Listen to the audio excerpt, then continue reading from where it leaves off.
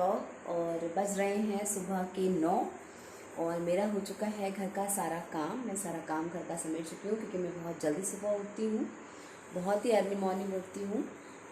3 बजे तक मैं उठ जाती हूँ। उसके बाद में मेरा घर का सारा काम हो चुका है। अभी आज कृष की छुट्टी है तो वो आज नहीं जा रहे हैं, ये गए हैं नहाने। और अब मैं नहा धो के और पूजा करके आई हूँ अपने किचन में। और किचन में अब शुरू होगा मेरा किचन का काम। देखते हैं क्या करना है। वैसे तो मैंने सब्ज़ी काट के रखी हुई है और नाश्ते की तैयारी में आज दलिया ही बनना है, नमकीन वाला प्याज टमाटर वाला दलिया बनेगा हमारे यहाँ। तो चलो मैं किचन में काम करती हूँ और अब मिलती हूँ आपसे फिर से थोड़ी देर में। तो गाइस चलिए अब मैं घर का काम करते करते आपसे कुछ बात भी कर लेती हूँ। एक्चुअली आज हम लोग बात करेंगे घर में जो सामान होता है या घर की जो चीज़ें होती हैं उसको हमें कैसे अच्छे से रखना है और कैसे हम उसकी और अच्छे से केयर कर सकते हैं। क्योंकि जो घर में हम लोग केयर करते हैं उसमें बहुत अच्छी तरीके से, मतलब बहुत ज़्यादा हम लोग खर्चा ना करके कम खर्चे में भी अपने घर की केयर कर सकते हैं। तो आज हम लोग अपना काम करते करते और इसी जो होम केयर की जो बातें होती हैं उस पर आज हम अपनी बात आज मैं आपको अपने ही घर से दिखाती हूँ कि मैं अपने घर में किस तरीके से अपना चीज़ें रखती हूँ। तो गर्मियों में क्या होता है ना, डस्ट बहुत आती है, बहुत डस्ट आती है। आप कितना भी अपना घर बंद कर लो, कितना भी सब कुछ आप बंद करके रखो तो भी आपके घर में डस्ट बहुत आएगी। तो डस्ट के लिए जो फ्लावर्स होते हैं जो अपने घर में लगे होते हैं, जो आर्टिफिशियल फ्लावर्स होते हैं, जो हम लोग पॉट वगैरह लगाते हैं, जो हम लोग फ्लावर्स वगैरह डेकोरेट करने के लिए लगाते हैं, उसमें मिट्टी बहुत आ जाती है। आप कितना वॉश करोगे तो फ्लावर की जो है वो शाइन ख़राब होती है। तो देखिए मैंने क्या करा है फिर उसके लिए। तो ये दिख रहा है आपको, ये मेरे डाइनिंग टेबल पे एक मैंने फ्लावर का एक पॉट रखा हुआ है और बहुत सुंदर है ये। लेकिन अगर इसको मैं ओपन करके रखती हूँ तो इसमें मिट्टी बहुत आती है क्योंकि गर्मी चल रही है तो इसमें हवा से मिट्टी बहुत आती है। तो ये जो फ्लावर का जो ये वाला जो हिस्सा होता है ना, इसमें बहुत मिट्टी आ जाती है। तो मैंने क्या करा, जो आपके घर में आप सामान लाते हो, जो पॉलिथीन वगैरह होती हैं जो साफ़ होती हैं, मैंने इसको पूरा पॉलिथीन से बिल्कुल वो कर दिया इसको कवर। और साइड में क्या करा, मैंने इसमें हर रबर बैंड लगा दिया।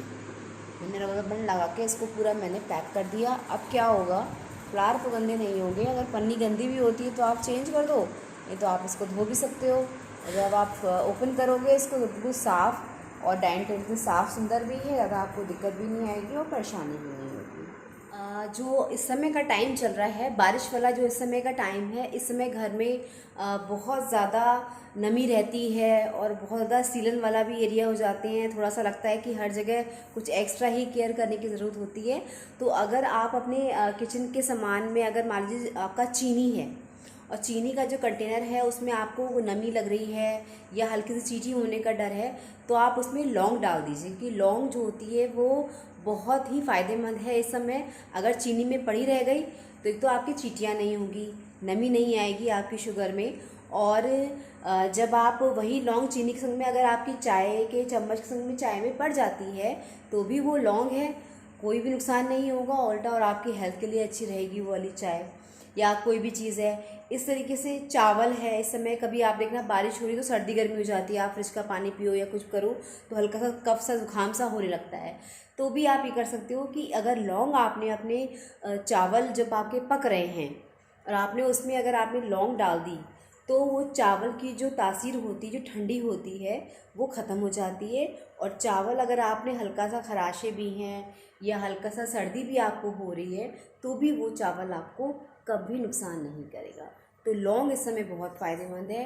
और ये लौंग की पोटली आप बनाइए। अगर 7-8 लौंग है, लौंग की पोटली बना दीजिए।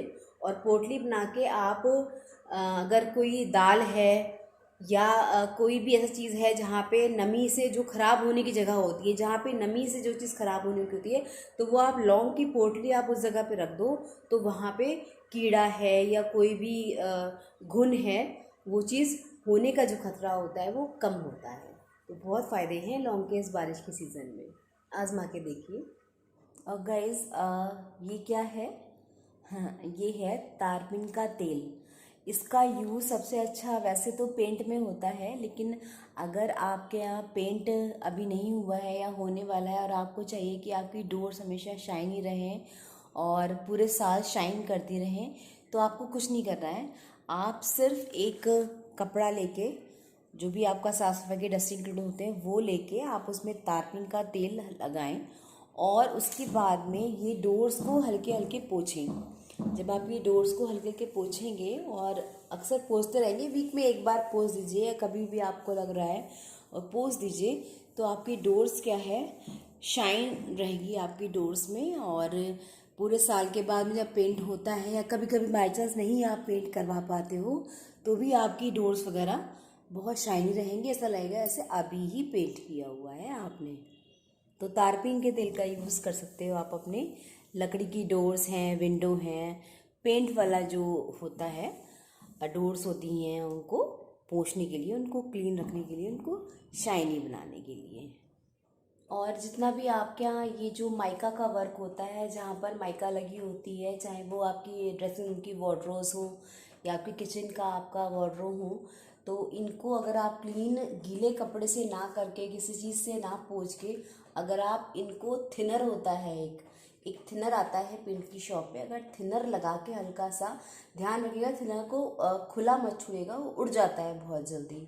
तो थिनर से अगर आप ये माइका को साफ़ करेंगे, अपने किचन की जो माइकाज हैं उनको साफ़ करेंगे, तो माइका में एक तो जान आ जाएगी, ऊपर से जो माइका शाइनी हो जाएगी, ऊपर से जो पानी से या किसी चीज़ से कहते हैं कि वाटर प्रूफ होती है, माइका नुकसान नहीं करती है, लेकिन फिर भी अगर आप इसको थिनर से साफ़ करेंगी तो इनकी जो लाइफ है माइका की वो और बढ़ जाएगी। तो हमेशा अपनी जो माइका होती है घर की, किचन की वार्डरोब या किसी भी चीज़ की वार्डरोब की, उसको आप थिनर से क्लीन किया करिए। तो गाइस, ये थी कुछ होम केयर टिप्स, जो अच्छी अच्छी घर को चीज़ें रखने की, रख रखाव की जो टिप्स होती हैं, जो मुझे पता थी वो मैंने आपको बताई है। और आप लोग को भी पता होंगी कैसे कैसे अपने घर को आप और अच्छी केयर के संग रख सकते हो। तो अगर आपको मेरे ब्लॉग पसंद आ रहे हैं और आपको अच्छे लग रहे हैं, तो प्लीज़ मेरे ब्लॉग्स को लाइक करो, शेयर करो, सब्सक्राइब करो। और फिर हम लोग मिलते हैं अपने नेक्स्ट ब्लॉग में। Bye bye.